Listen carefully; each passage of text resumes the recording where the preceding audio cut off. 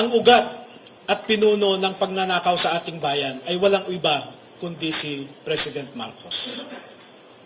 At hindi gagalaw si Speaker Romualdez o si Zaldico na walang pahintulot kay PBBM.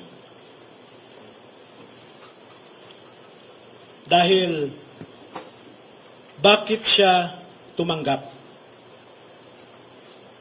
ng mali-maletang pera?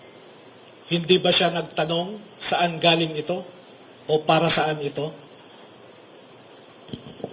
I hold him responsible because being the chief executive, being the head of the executive branch, he is the chief implementer of laws.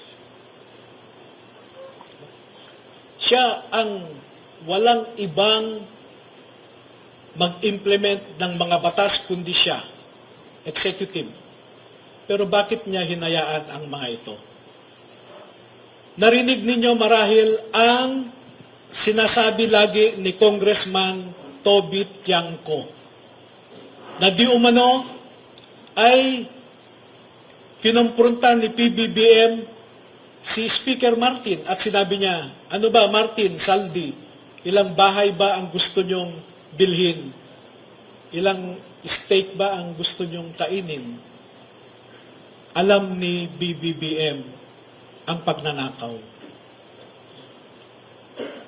At alam po ninyo, bata pa lang sila.